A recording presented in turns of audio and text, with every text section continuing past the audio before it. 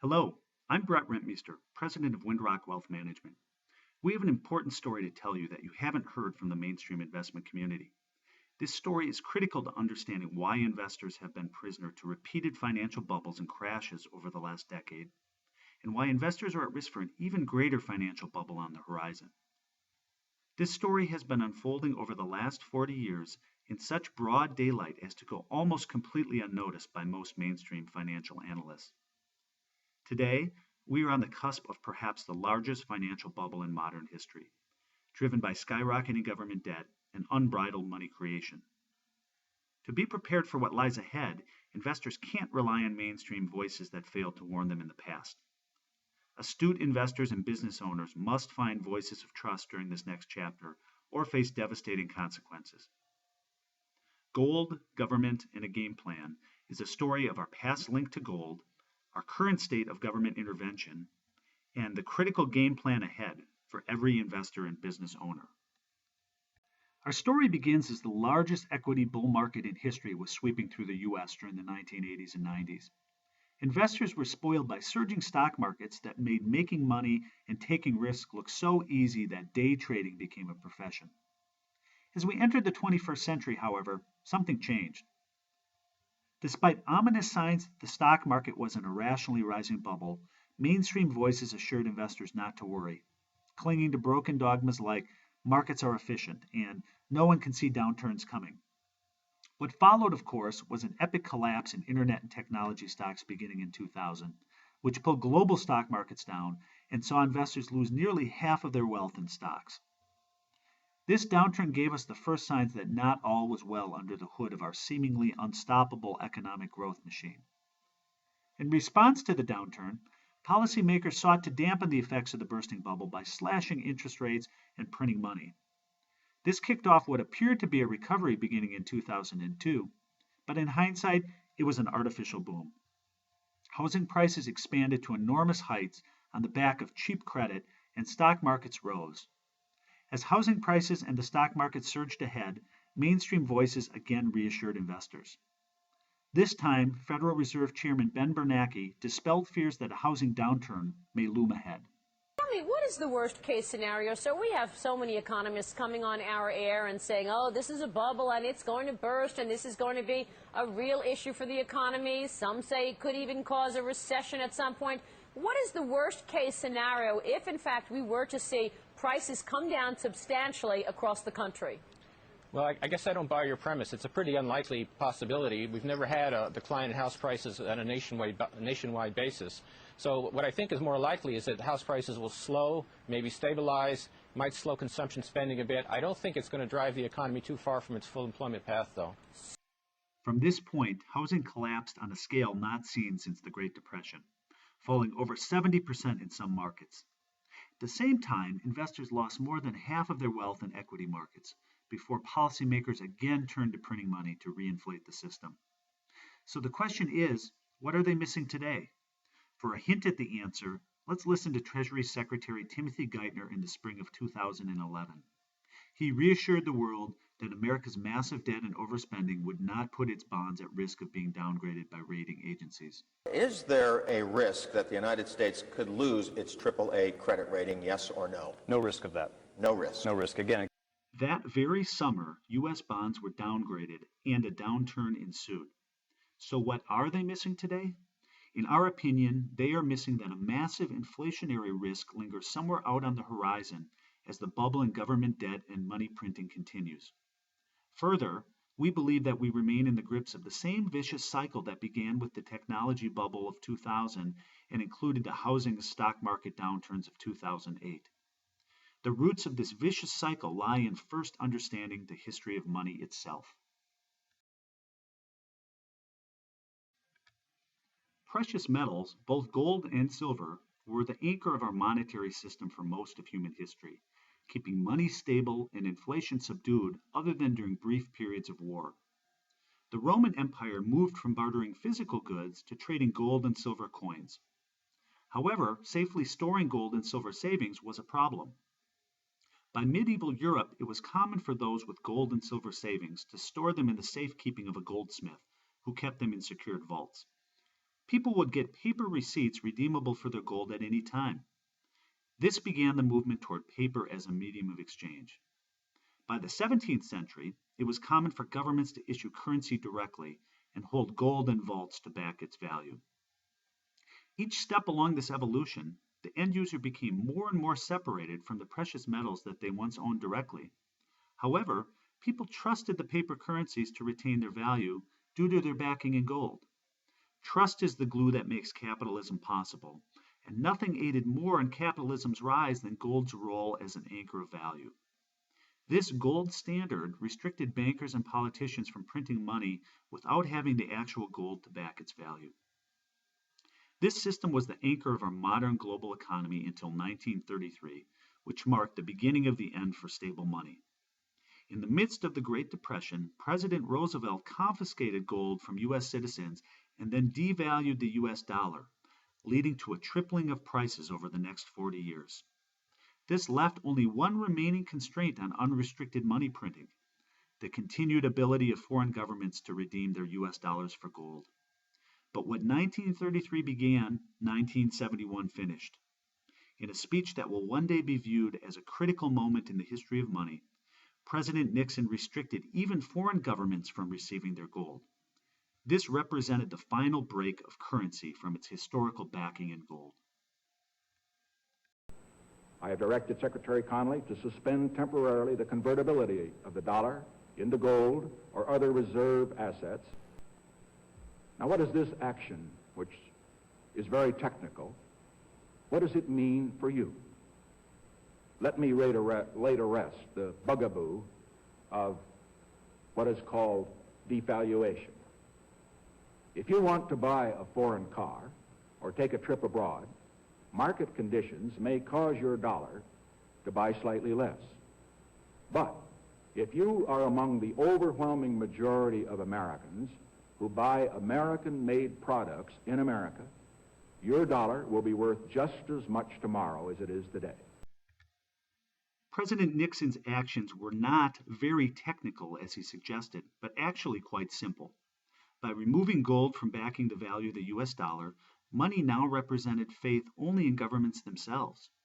Since 1971, the ability to print money at will has financed gross overspending. This has led to an unprecedented surge in the levels of money in the system, and despite Nixon's promises, a devaluation of the dollar versus gold of over 95%. These additional dollars chasing the same level of goods caused prices to rise, reversing a benign pattern of inflation that persisted for hundreds of years prior. The pace of money printing has accelerated dramatically since the downturn in 2008, as the desperate measures of the Federal Reserve have led to a tripling of the money supply. However, there is often a lag between the creation of money and an increase in prices as the money works its way through the system.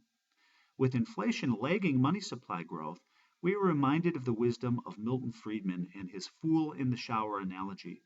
A fool jumps into a cold shower and desperately turns the handle all the way to hot with no avail, until scalding water pours out. The money supply handle today is being turned so aggressively that investors need to be concerned about scalding inflation risk ahead. In fact, even if we experience inflation no worse than since 1971, something costing $1 million today will cost over $5.5 million 40 years from now. With trillions of dollars being literally invented each year with an electronic swipe of the keyboard by central bankers, the question is, do you trust the government's pledge to sustain the value of currency and limit the reckless printing of money? Sadly, neither do we. Official federal government debt has grown consistently since 1971 and is now approaching $17 trillion. This $17 trillion of official debt now exceeds our gross domestic product, or GDP, representing what we produce each year as a country. However, the official debt only tells us part of the story. Excluded from these official numbers are unfunded obligations for pensions, healthcare, and Social Security, which are all very real. At a minimum, these additional liabilities are estimated to add another $70 trillion to federal debt today.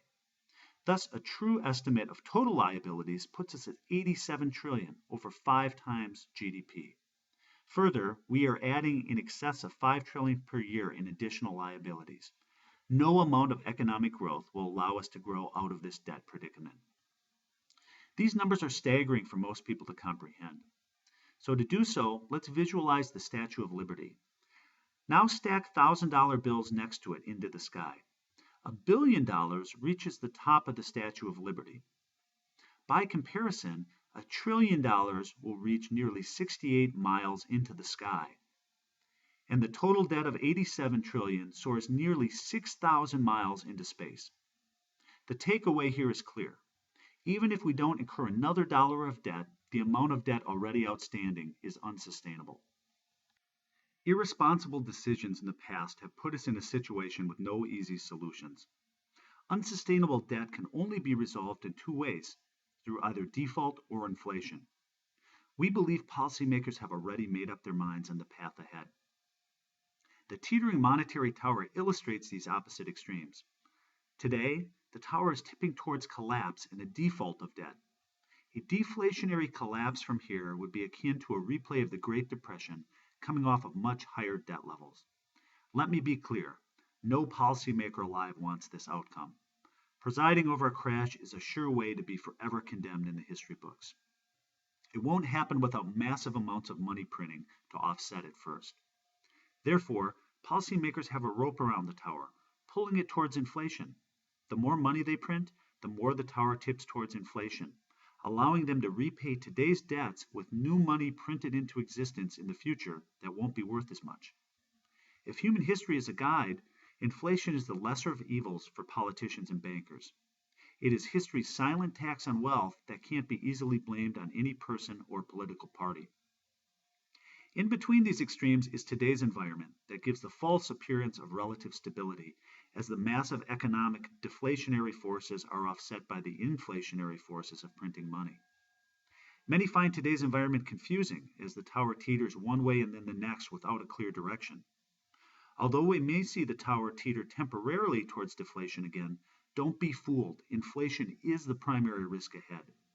It is not a stretch to picture economic weakness ahead, accompanied by double-digit inflation, more akin to what we saw in the 1970s, or worse. So what is an investor to do? Given this backdrop, every investor needs to critically evaluate their portfolio and have a game plan for what lies ahead. The game plan must have strategies to overcome the two main challenges we foresee. First, finding satisfactory returns in an increasingly return-starved world. And second, over the intermediate term, preserving the purchasing power of wealth in the face of the coming inflation. Most investors are relying on a conventional mix of stocks and bonds to weather the storm. This will fail to deliver reasonable returns in the years ahead. It will fail to preserve purchasing power after inflation, and it will fail to protect their capital and secure their retirement. The history of interest rates in the U.S. dates back to around 1800, with a pattern of spiking interest rates during periods of war and a relative low set during the Great Depression. The inflation of the late 1970s led to a massive rise in rates, peaking around 1982. Since then, rates have declined steadily for over 30 years, providing a tremendous tailwind for bond and stock markets. Today, however, we are at the end of that cycle, and investors find themselves faced with the lowest interest rates in U.S. history.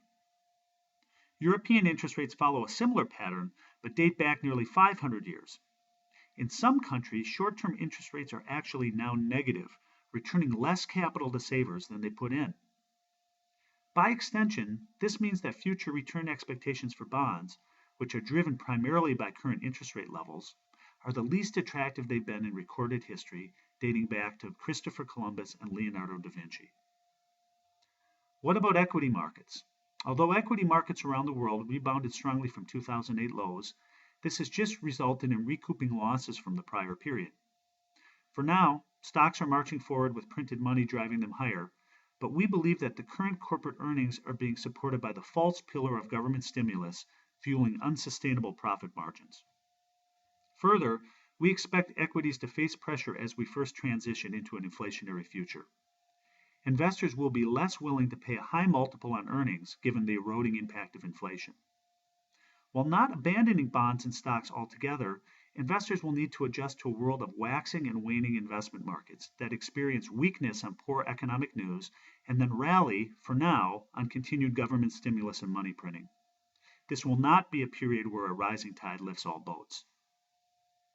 However, the biggest risk on the horizon is inflation. In periods like the 1970s, both bonds and stocks rose in nominal terms. However, inflation eroded all of these gains, leaving investors with less purchasing power by the end of the decade.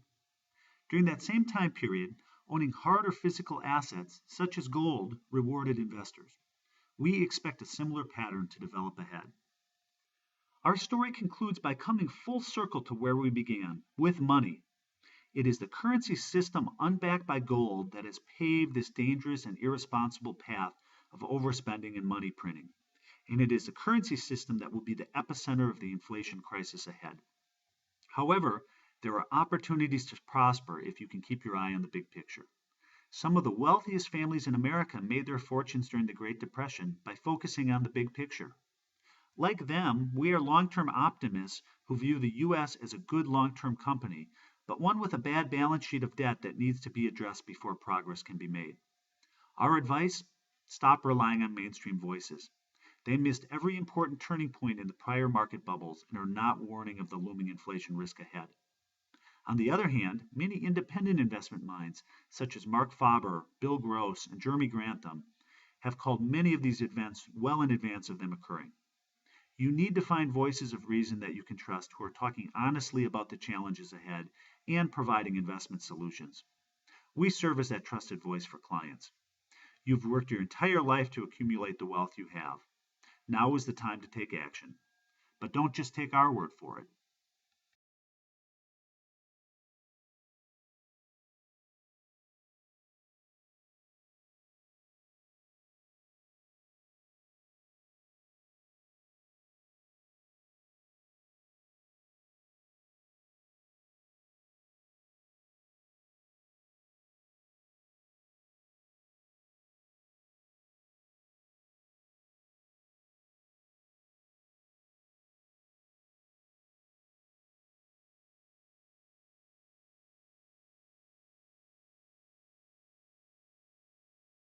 To learn more about WindRock services or our perspective on the economy, please contact us.